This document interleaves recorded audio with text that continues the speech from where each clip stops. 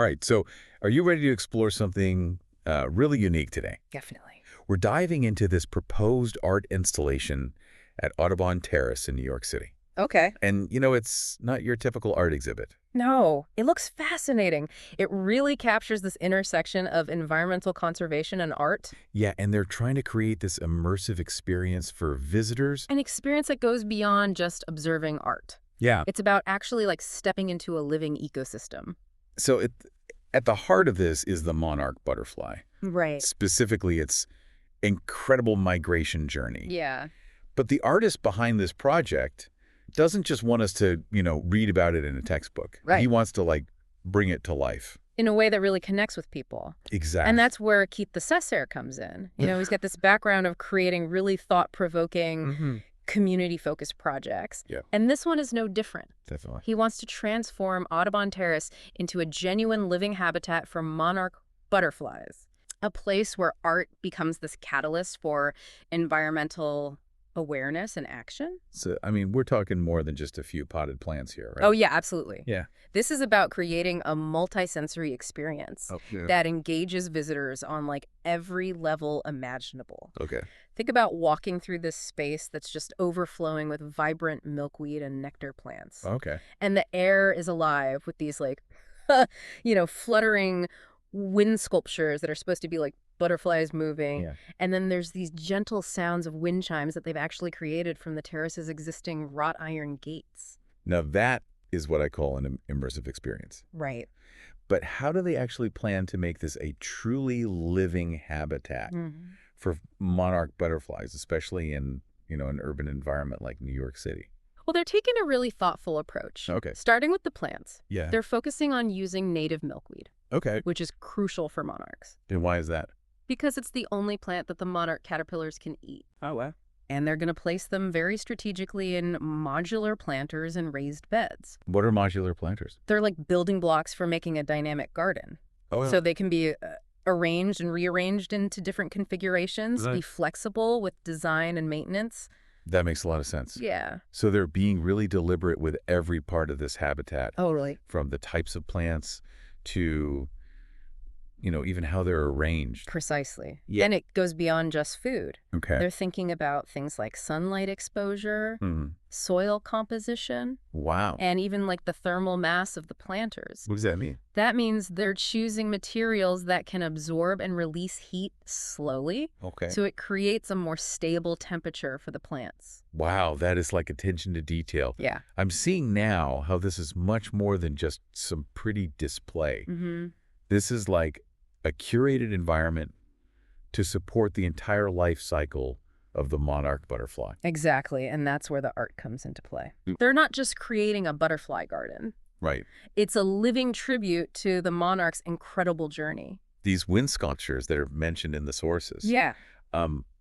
What will they actually look like? Well, And how are they going to evoke this idea of a butterfly's journey? the sources describe them as visual representations of nature, Okay. and they'll be crafted from these durable but super lightweight materials, Like what? like ripstop nylon and silk. Oh, okay. So they'll capture that delicate movement of butterflies in flight. So I'm thinking flowing, colorful shapes that kind of dance in the wind. Exactly. Yeah. And they won't just be static. Oh. Visitors can actually interact with some of these sculptures Okay. by repositioning bamboo stake butterfly windmills within the installation. Cool. So it's a way for people to physically engage with the idea of migration, Yeah. tracing that path of the monarchs as they go across continents. That is so cool. I love that they're incorporating that interactivity, Mhm. but will everything be so delicate? Audubon Terrace is pretty exposed to the elements. That's a valid point. You're right, they are exposed. Yeah. They've kept that in mind, though, and opted for those durable materials and designs that will actually flow with the wind rather than fight against it. Okay. But I think you're right, there is an element of fragility, which I think ties into a bigger theme the artist wants to explore. Okay. I'm listening. He wants to use this to spark a conversation About what? about our shared responsibility for the natural world. Okay. The monarch butterfly, with its declining population, Yeah. is a symbol of the fragility of ecosystems and the impact our actions have on the environment. So even the art itself with its ephemeral nature, Right. reflects the vulnerability of the monarch and the delicate balance we need to maintain with nature. Exactly. I'm starting to see the layers here. And it's not just visual. Right. They're planning on incorporating technology as well. Oh, really? Using QR codes to give visitors more info about the monarch's life cycle, their migration patterns, and the threats they face. QR codes in an art installation. Yeah. That's not something I'd expect, but it makes sense. It is about meeting people where they are. Right. Most people have smartphones these days. Yeah. And QR codes are such a seamless way to connect the physical experience of the installation with tons of digital information. So you could be standing there just completely mesmerized by this wind sculpture and then use your phone to learn about the actual monarch butterflies that inspired it. Yeah. It's a cool way to blend the physical and digital worlds. For sure. But what I think is really compelling is how it connects the monarch's journey with these narratives of human migration, especially within the Hispanic community of northern Manhattan. That's interesting. I bet that connection is more than just symbolic. You're right. Yeah. Especially given where Audubon Terrace is. Yeah. The artist wants to create a space for reflection on the shared experiences of migration, the challenges, the triumphs. The connections people make to new places. Yeah. And he plans to incorporate those stories into the installation itself. Oh, how? Through this soundscape called Voices of the Journey. Okay. Which will have these personal accounts from community members. Wow, that sounds so powerful. Yeah. Weaving together those stories of monarch, butterflies, and humans, both navigating incredible journeys and adapting to new environments. It is a multi-layered exploration of migration resilience and the fact that we're all interconnected. Absolutely. And it goes back to that shared responsibility. Totally. Right. By drawing these parallels, yeah, the artist hopes to foster empathy and understanding so visitors start to think about their own impact on the world around them. Okay, so we've got this amazing mix of art conservation and personal narratives coming together in this one project. Yeah. I'm hooked. I'm curious to hear more about like the specific design elements. Yeah. How are they going to bring all this to life? Me too. There's so much to unpack here. Definitely. But before we get into that, okay, what has piqued your interest most so far? Oh. What's sticking with you? Well, I think I'm most drawn to this idea of like blending all these different elements together. Yeah. Like, you know, the delicate butterfly wings with like this industrial strength ripstop nylon or like cutting edge technology. Yeah. With ancient migration route. It's a fascinating contrast. Yeah, there's a real tension there that I think will make the experience so thought-provoking, but also like visually stunning. For sure. Yeah. And speaking of which, let's dive into those design elements. Okay. Because the sources describe a space that's not just like visually engaging, but it's designed to appeal to all the senses. It's supposed to be a truly immersive multi-sensory experience. Yeah. Think about this. You're going to be surrounded by these colorful wind sculptures, mimicking butterfly flight. Yeah. You'll hear the sounds of those wind chimes and the Voices of the Journey soundscape, and even the sense of those native plants attracting real butterflies. Wow. It'll be like stepping into a living artwork. So you're walking through this transformed Audubon Terrace, and all around you are these living installations of native milkweed and nectar plants. Yeah. But it's more than just aesthetics. Exactly. It's functional, too. Right. Those modular planters we talked about will be all over the terrace, almost like they're in a choreographed dance. Oh, wow. Leading you along this path that mirrors the monarch's migration route. Yeah. Like a living map of their journey. So as you walk through, you come across these clusters of milkweed plants. Yes. And the leaves are just covered in monarch caterpillars. Punching away. Real-life biology lesson. Totally. And then you keep going. Right. And maybe you run into this patch of brightly colored flowers. Full of nectar. Yeah, attracting those adult butterflies. Yes. It's like a reminder that this isn't just about making a pretty space, but about providing a real working habitat. A functional habitat? Yeah, to support that entire life cycle of the monarch butterfly. It is. I love that. It's a really subtle message, but a powerful one. Yeah. About conservation being like woven into the art itself. Right. Now, sources mention something called a wind chandelier. Oh, yes. Can you help me picture that? Okay, imagine this. You look up, and there's this cascading structure hanging from the branches of a tree. Yeah. And it's made from these delicate tendrils of ripstop nylon and little kites, Okay. all twirling and shimmering in the sunlight. Wow. It's supposed to make you think of a swarm of butterflies. Yeah. Their wings catching the light as they dance in the wind. But wouldn't wind be a problem there? Well, Especially with those delicate materials. you're right to think about that because of where the terrace is. Yeah. But they chose these materials for their durability. And because they can actually withstand the elements, Yeah. the whole thing is designed to work with nature, Right. not against it. So those streamers and flags will flutter. Okay. The windmills will spin. Yeah. And even the wind chimes made from the wrought iron gates will make all these sounds Yeah. powered by the wind.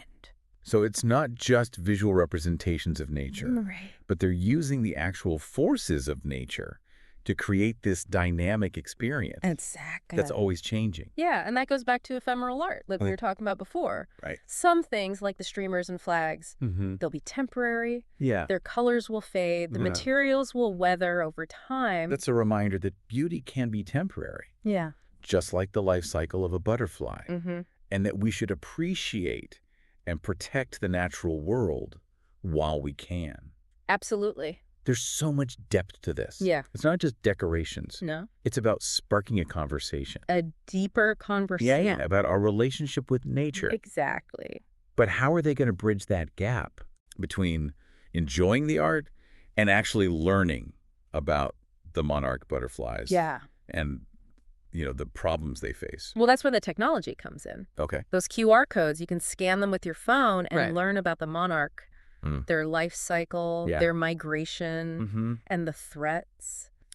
So you could be looking at a wind sculpture Right. and then learn about the real life inspiration behind it Yeah. with your phone. Exactly. It integrates education without interrupting the experience. Such a cool way to do it. Yeah. And then there's that migration map idea, Yes. where visitors can move a bamboo stake butterfly windmill around. Yes, they relocate it. Yeah, to symbolize that migration path. Exactly. Didn't they say that was going to be linked to a digital map too? Yes, they Okay. do. A dynamic map platform that will actually track the movement of those windmills, Wow. creating a real-time visual Okay. of that collective migration journey. Yeah. So the more people who take part, the more that map will change, Yeah. reflecting that idea of interconnectedness Right. and the impact we each have. This is where I get really excited because we've talked about the art, Yeah.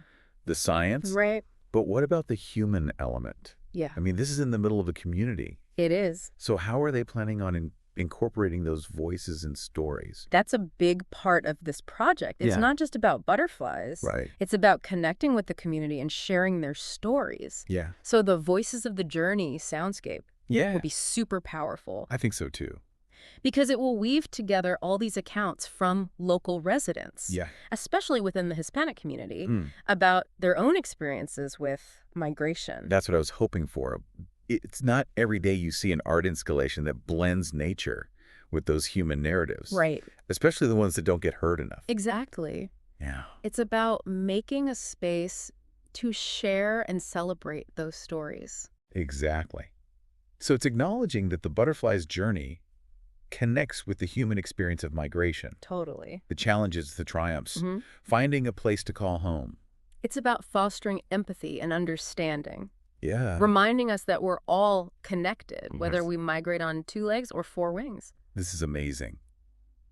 Like this project uses something as simple as a butterfly's journey Right. to explore these like really complex themes like migration, conservation, the interconnectedness of everything. That's the power of art. It is. It can take a scientific concept or a social issue Yeah. and make it tangible and relatable. And even inspiring. Inspiring, yeah. And in this case, it's not just about, creating a moment of beauty. It's Yeah. about starting that dialogue, Yeah. encouraging action, and ultimately fostering a sense of shared responsibility For the future. for the future. Yeah. So we've talked about how this could impact the local community. Right. But the sources kind of hint at something bigger. Mm-hmm. Like they're thinking this could be a model for other cities. A blueprint Yeah, a blueprint for how we can integrate art and conservation. in urban spaces.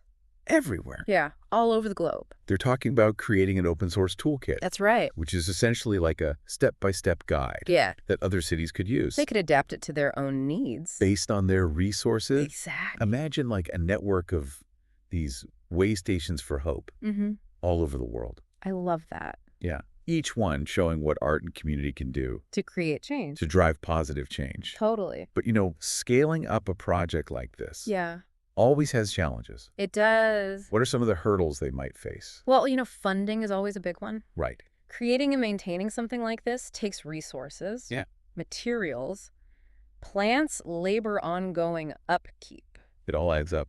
It does. Yeah. So they need a sustainable funding model. Yeah. Maybe using a mix of public grants, private donations, even revenue from the project itself. I was just thinking that. Oh, yeah. Like, what if they offered guided tours? Right. Or workshops? Yeah. Even sold merch related to the project. Absolutely. Just creative ways to keep it going financially. You got to be creative. And then there's the bureaucracy. Oh, yeah, the red tape. Getting permits, working with different city agencies. Making sure everything is compliant with the regulations.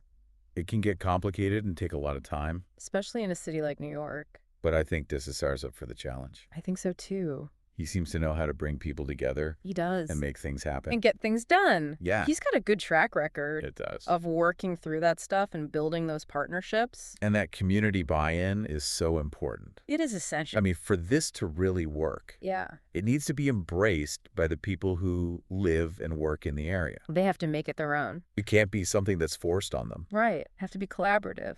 Yeah, the more the community feels ownership, Mm-hmm. the more it will thrive and have a real impact. Absolutely. And that's where those community engagement strategies come in, Yeah. involving local residents in the planning, Yeah. using their stories, offering ways for them to participate. It makes it a shared experience, Yeah. a reflection of the community itself. Exactly. So it's not just a beautiful space. Yeah. It's about empowering people To become stewards of that to space, care for it to be proud of it, and to continue those efforts. even after the installation is done. Long term, yeah.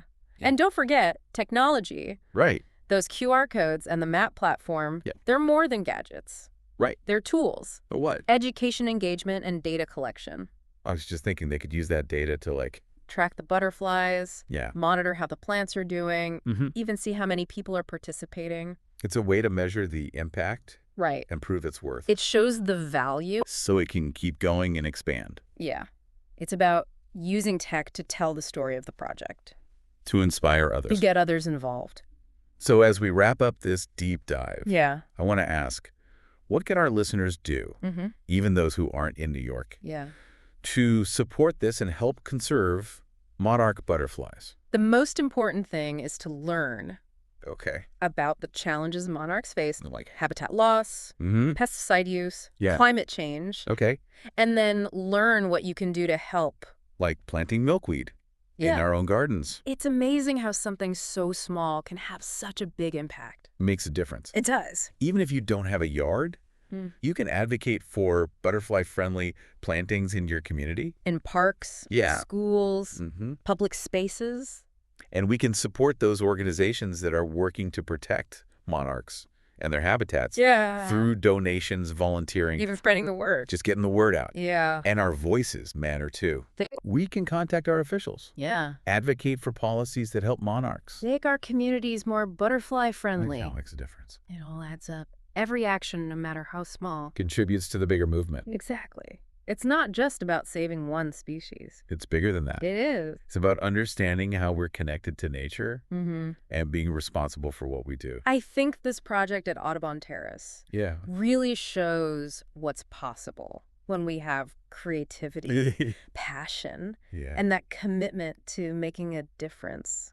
It's a story that needs to be told and shared, It does. and I hope our listeners will be inspired I hope so too. to take action. Let's turn this conversation into a ripple effect. Spreading awareness. Inspiring Action. one butterfly at a time. One butterfly at a time.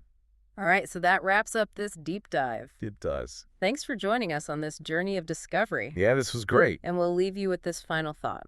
What small act of change will you make today